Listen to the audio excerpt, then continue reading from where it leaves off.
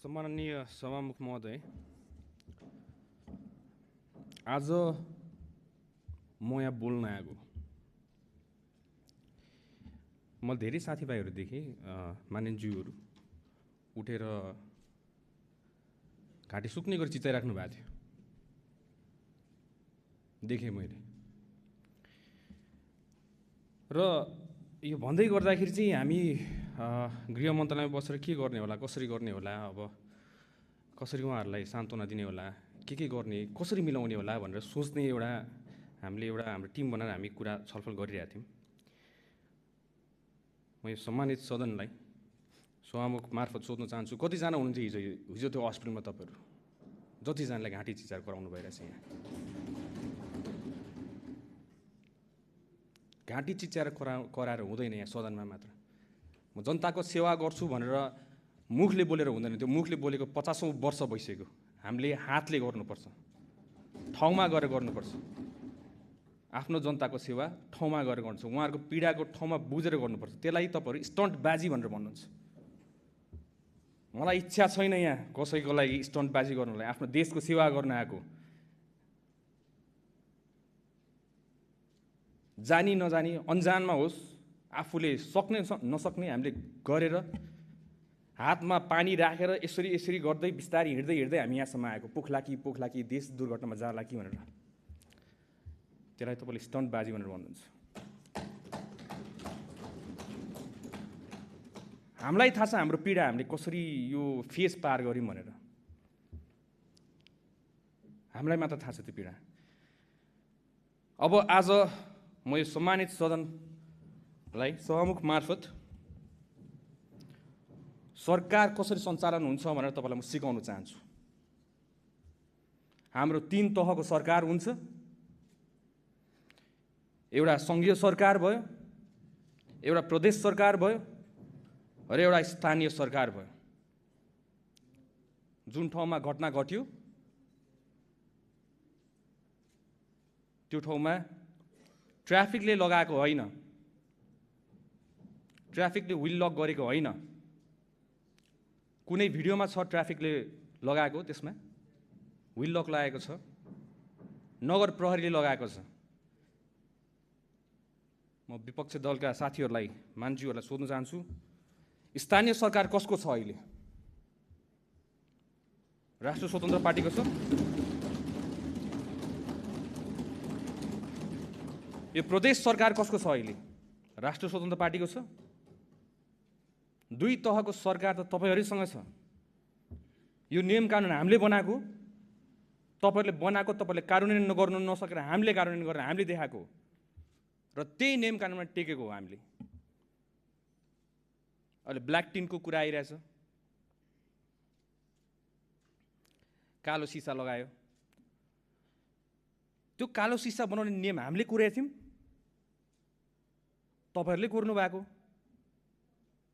त्यसलाई हामीले पालना मात्र गराएको।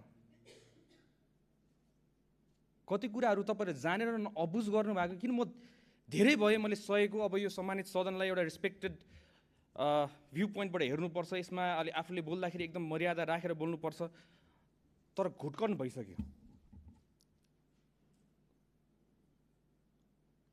गाह्रो हुन्छ कहिले कहिले तपाईँको यसरी हेर्दाखेरि के आफ्नो देश राम्रो होला भनेर हामीहरू सबै युवाहरू एउटा आशाले लडेका थियौँ र आज आएर विपक्ष दलका साथीहरू, जतिजना मित्रहरू हुनुहुन्छ, जतिजना राजनीतिज्ञहरू हुनुहुन्छ, देश चलाएर 50औं वर्ष राज गरेका माननीयज्यूहरूबाट हामीले सिक्नुपर्नेमा आज हामीले यस्तो कुरा देख्न पाइरहेछौँ। हामीले तपाईँहरूबाट सिक्नुपर्ने होइन र? तपाईँहरूको गल्तीले हामीले सिक्नुपर्ने होइन र? हामी अगाडि बढ्नुपर्ने होइन र? यो देश त तपाईँको पनि हो। हाम्रो बहुमतको सरकार होला, तर यो देश तपाईँको पनि हो। तपाईँलाई पनि जनताले जिताएरै पठाएको। मलाई अचम्म लाग्छ, आज आफ्नो यहाँ पीडा यसरी गरेर पोख्नु पर्दाखेरि एउटा मन्त्रीको हैसियतले, एउटा नागरिकको लागि हामीले हिजो रातभरि खट्यौँ। म यत्तिकै यो आँसु झरेँ किनभने आफूले अथाक प्रयास गर्दा गर्दा पनि नहुँदाखेरि त्यो चित्तै नबुझ्ने रहेछ। देशको कुन चाहिँ संयन्त्र चलायो, जुन संयन्त्र नेपाल प्रहरी, ट्राफिक प्रहरी जसरी पहिला नेताको मात्र रक्षा गर्नुलाई, आज हिजो राति तपाईँ हेर्नु होला, त्यहाँ रातभरि नेपाल प्रहरी, ट्राफिक प्रहरीहरू बाटोभरि उभिएर बसेका थियो। उहाँहरू VVIP सेक्युरिटी दिएर कसको लागि? गणेश नेपालीको सेफ ट्रान्सफर एयरपोर्टको लागि। रातभरि सुतेका छैनन् उहाँहरू पनि आफ्नो नागरिकको रक्षा गर्नको लागि। हामी पनि त्यहाँ गयौँ, त्यहाँ गएर सबै कुरा व्यवस्था गर्नको लागि सबै स्पेसलिस्टहरू बोलायौँ, सबैजना राख्यौँ। पैसाको तपाईँ टेन्सन नलिनु, सरकारले जति खर्च गर्नुपर्छ खर्च गर्छ, आफ्नो नागरिकलाई बचाउनको लागि गर्छ, किन नगर्ने? पहिला त्यही VIPलाई मात्र सेक्युरिटी दिन्छ भने आज नागरिकलाई सेक्युरिटी दिनको लागि हरेक बाटोको कुना काप्चामा बसेको थियो।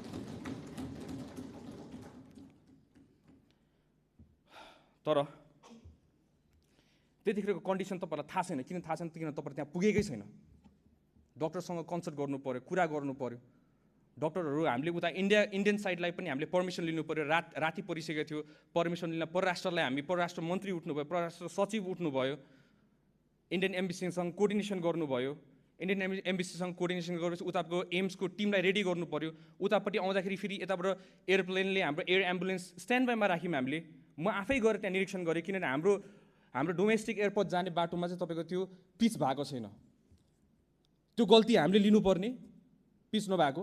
त्यतिखेर हाम्रो गणेश नेपाली त्यही एम्बुलेन्समा जाँदाखेरि हल्लिएर केही होला कि भनेर डर लागेर मैले राति नै एयरपोर्टमा गएर 10 नम्बर बेमा लिएर आउनुपर्छ तपाईँहरूले, यतापट्टि सजिलो हुन्छ भनेर हामीले भनेर आएको छौँ। र राति एयरपोर्टमा आफै गएको त्यसलाई स्टन्टबाजी भनेर भन्नुहुन्छ भने यस्तो स्टन्टबाजी सबैजनाकोबाट चाहियो आफ्नो नागरिकलाई सेवा गर्नलाई।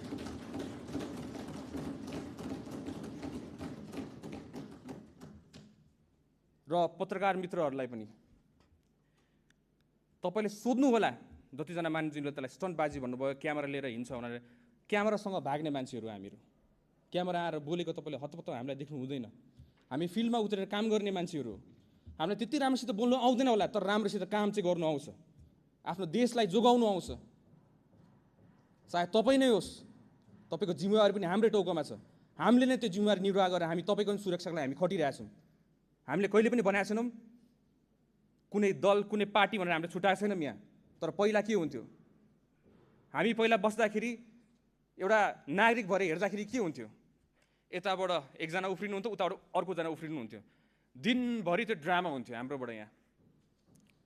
तर अब हामी नसुध्रेर कहिले सुध्रिने?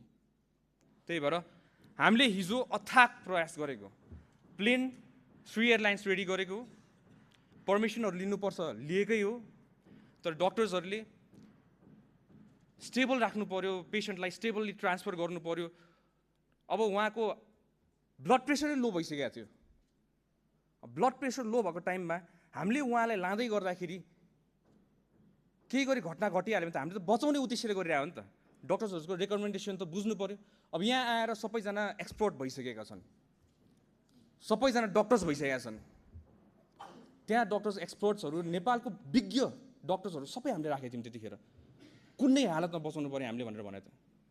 तर त्यही पनि त्यो जिम्मेवारी कसको थियो? स्थानीय तह थियो। स्थानीय तहको सरकार कसको छ अहिले नेपाल, अहिले काठमाडौँमा? तपाईँहरू आफै भन्नुहोस्, स्थानीय सरकार कसको? विल लक लगाएको कसले? हामीले भनिराख्नु पर्ने। अनि त्यो दोष पनि हामीले भोग्नुपर्ने। हामीले आफ्नो जिम्मेवारी निभाउँछौँ, जोसुकैले गरेको होस्। आफूले अघि बढ्नुपर्छ, त्यसमा दोष लाउनु हामीलाई छैन। आफूले गर्नुपर्ने कर्तव्य, राज्यले गर्नुपर्ने कर्तव्य त यही त हो त। आफ्नो नागरिकलाई जसरी भए पनि बचाउनु पर्ने गर्छु। रात सुत्नु नपरोस्, 4 रात सुत्नु नपरोस्, हामी सुत्दिनौँ। आफ्नो नागरिकलाई बचाउँछौँ, हामी प्रयास गरेकै हो मान्छेहरू। र अहिले आउँदाखेरि आफ्नै साथीभाइहरू, मान्छेहरू जो अगाडि एउटा बोल्नुहुन्छ, पछाडि अर्कै बोल्नुहुन्छ, चित्त बुझ्दैन रहेछ यो। अगाडि जसरी बोल्नु भएको छ त्यसरी नै पछाडि बोल्नु पर्यो। अगाडि आउनुहुन्छ मान्छेहरूले एकदम ल भन्दै घुलमिल गरेर बोल्नुहुन्छ, पछाडि गरेर के गरेर बोल्नु भएको थियो? सदनमा जे बोल्नुहुन्छ त्यसै गरी हामीलाई बाहिर पनि ट्रिट गर्नु, अनि पो हामीलाई थाहा हुन्छ त। यो हामीलाई मन पर्दैन, यो पर्दा पछाडिको खेल। त्यही भएर यसको लागि हामीले एउटा छानबिन समिति पनि एउटा गठन गरेका छौँ। DIG हाम्रो गोविन्द थपलियाको संयोजकतामा 5 सदस्यको छानबिन समिति हामीले गठन गरेका छौँ। 3जना अहिले हामीले छानबिनको लागि सोधपुछको लागि नियन्त्रणमा लिएका छौँ। महानगरपालिकाको प्रहरीहरू उहाँहरूलाई पनि नियन्त्रणमा लिएको छौँ। अनि यसमा हामी निष्पक्ष हिसाबमा हामी छानबिन पनि गर्छौँ। र बुझ्नुपर्ने कुरा एउटा कुरा, हामी गृह मन्त्रालय हामी एन्फोर्स गर्ने हो। ट्राफिकको फाइन कुनै लाउँछ भने ट्राफिकले फाइन त उहाँहरूले कोर्ने होइन नि त। भौतिक तथा यातायात मन्त्रालयको विभाग छ, त्यहाँबाट नियम कानुन बनाएर हाम्रो सदनबाट पास भएर बल्ल त्यो विधेयक हो। तपाईँहरूलाई सिकाउनु पर्ने मैले जो भर्खरै राजनीतिमा आएको छ त्यो भनेर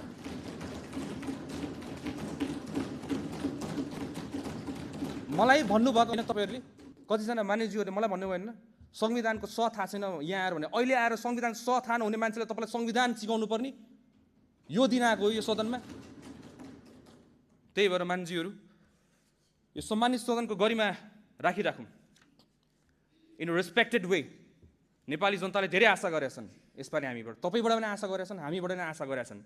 र यसमा पक्ष र विपक्ष भन्नाले एउटै डुङ्गामा चढेर जाउँ न एउटा नेपाल राम्रो बनाउनको लागि। के छ र गल्ती हाम्रो भयो भने हामी सुधारौँला, गल्ती तपाईँबाट सुधारौँला। किन यो भेदभाव कति गर्ने हामीले, यो कति हेर्ने, नेपाली जनताले कति सहने र यसलाई अहिले आएर कसैको पीडालाई राजनीतिकरण गर्ने कसैको पीडालाई, यस्तो त गर्नु भएन नि हजुर। यो त इस्यु होइन नि त। निर्मला हत्याकाण्ड पनि राजनीति भएको होइन त्यतिखेर? तपाईँहरू मलाई भन्नुहोस्, त्यो सानो नानीको लास माथि राजनीति गर्ने को हो त्यतिखेर?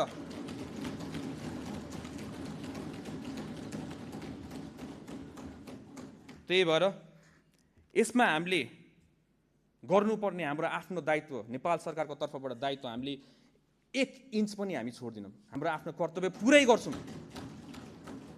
र नचाहँदै पनि आफ्नो अथक प्रयासपछि पनि आज हाम्रो गणेश नेपाली भाइले आज हामी माझ हुनुहुन्न। म बुझ्छु यो कुरा, तपाईँहरूको प्रश्नहरू म बुझ्छु, तपाईँको धेरै क्वेसन्सहरू छ, तर हामी त्यहाँ हुँदै गर्दा हामीले आफ्नो बेस्ट दिएको। विश्वास गर्नुहोस्, मलाई ढाँट्नु आउँदैन। म पहिलादेखि भन्छु मलाई ढाँट्नु आउँदैन, मलाई ढाँट्नु मन लाग्दैन। र अहिले यस्तो गरिमामय सदनलाई मैले ढाँट्दाखेरि मलाई पाप लाग्छ। मैले सारा नेपाली जनतालाई ढाँटिरहेको हुन्छु। म यस्तो ढाँट्नु मलाई मन लाग्दैन। जी हो, यही हो यथार्थ। तपाईँले मिडियाकर्मी साथीहरूलाई सोध्नु होला कहिले मैले बोलाएको छु मिडियाकर्मी साथीलाई मलाई आएर घेरेर बस्छ भनेर? कहिले भनेको छु मैले? उहाँहरूले आफ्नो कर्तव्य निर्वाह गर्नलाई त्यही पनि मैले प्रश्न उत्तर नदिकन आफ्नो काममा सुरु हिँड्छु। कति कुरा मैले चिप्लेर बोली, किन सदनमा हेर्दै गर्नुहोस् न। म यहाँ उभिनेपछि सबैजना कसरी हेर्नुहुन्छ, अब सुदन गुरुङले गृहमन्त्रीले केही चिप्ल्याउँछ र त्यसलाई भाइरल बनाउँला भनेर बुझिरहेको हुन्छ। त्यो हो तरिका। तर त्यही पनि कतिजना मानिसज्यूहरूले त विपक्षी मानिसज्यू भए पनि मलाई माया गर्नुहुन्छ। मैले देखाएको छु हाम्रै मानिसज्यूहरूले धेरै माया गर्नुहुन्छ। कति गलत गर्ला कि हामीले सच्चाइ दिनुपर्छ मलाई सम्झाइ पनि राख्नुहुन्छ। त्यसमा म एकदमै आभारी छु। I'm very happy, I'm more than happy. म एउटा जेनेरेसनलाई रिप्रेजेन्ट गर्छु, एउटा युथलाई रिप्रेजेन्ट गर्छु, एउटा नयाँ पुस्तालाई रिप्रेजेन्ट गरेर हामीहरू आइरहेको छौँ। र त्यो पुस्ताको इज्जत धान्ने कर्तव्य मेरो हो। र म त्यो पुस्ताको इज्जत फाल्न नदिनको लागि म हर कदम प्रयास गर्छु। तपाईँहरूको नि इज्जत नफाल्नको लागि विदेशमा गएर म तपाईँहरूको इज्जत पनि धान्नलाई म हर कदम प्रयास गर्छु। चाहे तपाईँ काङ्ग्रेस होस्, चाहे एमाले होस्, तपाईँ माओवादी होस्, हामीलाई त्यस्तो सरकार छन्। तपाईँ एउटा नेपाली हो मेरो लागि, तपाईँ मेरो दाजु हो, मेरो भाइ हो। सारा संसारमा सारा ठाउँमा मैले भनिसकेको छु यो कुरा। त्यही भएर कतिपय प्रश्नहरू गर्दाखेरि हेलिकप्टरको विषय उठाउनु भयो। समय मलाई अलिकति समय दिनु होला है। धेरै कुरा मलाई भन्नु मन लागिरहेछ आज यो हेली विषयमा। अब धेरैजना मानिसहरूले उठाउनु भयो हेली। हाम्रो त्यो हेली पानीमा खोलामा गाडी छिरो हेली किन गएन? We need to work smart. हामी यो जेनेरेसनको मान्छे, हामीसँग ड्रोन छ र हेली तपाईँ आफै, म तपाईँलाई प्र्याक्टिकल्ली आज म भन्छु, त्यो ठाउँमा हेली त्यत्रो माथि उड्दाखेरि मुनिको बगिरहेको देखिन्थ्यो होला। हेली जाँदाखेरि गाडी मुनि छिरिसक्यो, खोलामा गइसकेको। म फर्स्टमा अपडेट डिजास्टरको बारेमा म एक्सपिरियन्स छ, मैले बुझ्छु के भयो भने तुरन्त आत्तेर फोन गर्छु म। त्यतिखेर बुझ्दै गर्दाखेरि पानीभित्र छिरिसकेको अवस्था थियो र एकजना व्यक्ति त्यहाँ अड्किराख्नु भएको अवस्था, उहाँको लास्ट कन्डिसनमा थियो। हेलीले उद्धार गर्नलाई तपाईँको सर्टन चिजहरू चाहिन्छ त्यसमा, र त्यो मुनि गएर खोज्नु मिल्दैन। त्यसमा ड्रोन चाहिन्छ। ड्रोन भयो भने तपाईँको मुनि गएर हामीले चाहिँ मजासित कहाँ सकेको छ भने खोज्नुपर्छ। सशस्त्र प्रहरी बलको हाम्रो यहाँ के भन्छ कुरिङटारको होल टोली जानुभएको छ त्यहाँ, र त्यहाँ हेली चाहियो। हेली आएर उद्धार हुने होइन, स्मार्ट वेमा गर्नुपर्छ हामीले हेलीको यो, किन त्यो पैसा त हेलीको पैसा त तपाईँको पनि हो। कतिजनाले मलाई फोन गर्नुहुन्छ, यहाँ एकदम अर्जेन्ट भयो हेली उडाउनु पऱ्यो, एकदम अर्जेन्ट भयो हेली उडाउनु पऱ्यो। किन? अब सवारी दुर्घटना भएको छ, हामी बुझ्छौँ त्यो संवेदनशील पनि, त्यसको विषय हामी बुझ्छौँ, वी अन्डरस्ट्यान्ड। तर सोच्नुहोस् त, हामीले त्यो पूर्वाधारलाई विकास गर्दै जाने होला नि त हामीले त। अब त यो हेली पनि एउटा के रहेछ, सान रहेछ क्या। मैले हेली उडाउनु सकेँ भन्ने टाइपको एउटा भोटरलाई दिने एउटा त्यो एउटा के भन्नु, एउटा भोटिङ एउटा उयो जस्तो कि, त्यस्तो नगरौँ। राज्यको पैसा हो, त्यसलाई दोहन हुनु नदिउँ। सकेसम्म परिस्थिति अवस्थाले माग्यो भने हामीले गर्ने हो, तर अवस्थाले नमागेको कन्डिसनमा हामीले गर्नु हुँदैन। त्यो तपाईँकै पैसा हो। फेरि तपाईँहरूले प्रश्न गर्नुहुन्छ हेली किन उडाएको, त्यही भएर त्यसलाई पनि सबै मानिसज्यूहरूलाई म हार्दिक अनुरोध गर्न चाहन्छु, यसमा एकदम संवेदनशील हुँदैन। राज्यको पैसा हो, हामीले हाम्रै पैसा। अब विषयवस्तु त यति जस्तो लाग्छ मलाई, गृह मन्त्रालयले एन्फोर्स गर्ने हो यो कुरा। म एकचोटि प्रष्टै पार्न चाहन्छु, ट्राफिकले जरिमाना उहाँले चाहेर कोर्नु हुँदैन, उहाँले चाहेर चिट कोर्नु हुँदैन। त्यो जरिमाना कति हुन्छ के हुन्छ भनेर तपाईँको नियम कानुनमा अलरेडी छ। त्यो नियम कानुन तपाईँहरूकै सरकार, तपाईँहरूकै नेतृत्वले बनाएको कुरा हो, र अहिले त्यो भनेको विधेयक मात्रै हो, पास भइसकेका छैन। पासै नभएको विषय गरेर एकजना मानिसले भनेर सरकारलाई कति हो लाउनुपर्छ, एकदम गुड आइडिया। सरकारले काम गरेन र सरकारलाई पनि लाउनुपर्छ, एकदम राम्रो आइडिया। तर प्रश्न पनि पारिदिनु पर्यो होला नि जनतालाई, यो त विधेयक मात्रै हो, पास त भएको छैन। यसमा छलफल हुन्छ, तपाईँहरूको राय सुझाव हुन्छ, तपाईँहरूले आफ्नो ओपिनियन भन्नुहुन्छ, तपाईँहरू पनि उठ्नु होला, संसद अवरोध गर्नु होला। हामी पनि आफ्नो जनतालाई दुःखमा देख्न चाहन्छौँ होला त। हामी तपाईँको आँसु हेर्नु सक्दैनौँ, यस्तो हो अहिलेको सरकार। तपाईँ विपक्षी होस्, तपाईँको पनि आँसु हेर्नु सक्दैनौँ हामीले। त्यही भएर यो सम्मानित सदनलाई सभामुख ज्यू मार्फत मेरोबाट भुलचुक भएमा, मेरो शब्द चयनहरूमा नमिलेमा, मेरो इन्टेन्सन चाहिँ कहिले गलत छैन हजुर। 5 इयर्समा 5 वर्षको कार्यकाल हो, 5 वर्षको कार्यकालमा मैले भनिरहेको छु, मेरो शब्द चयन एकदम राम्रो हुनेवाला छ। तपाईँले मलाई 6 महिनाको कार्यकालमा देख्नु भइरहेछ अहिले सदनमा उभिँदै गर्दाखेरि मेरो शब्द चयनहरू धेरै मिलिसकेको छ। र शब्द होइन, यसमा तपाईँको ढाका टोपी र दौरा सुरुवाल लागेको यो सदनमा कैयौँ बसिसकेका थिएँ, तर देश बेच्नलाई होइन। तपाईँ जे लाउनु तपाईँको पहिरनसँग नहोस्, तपाईँको इमान्दारिता, आफ्नो देशप्रतिको एउटा माया, एउटा पेट्रियोटिक हुनुपर्छ जस्तो लाग्छ मलाई चाहिँ।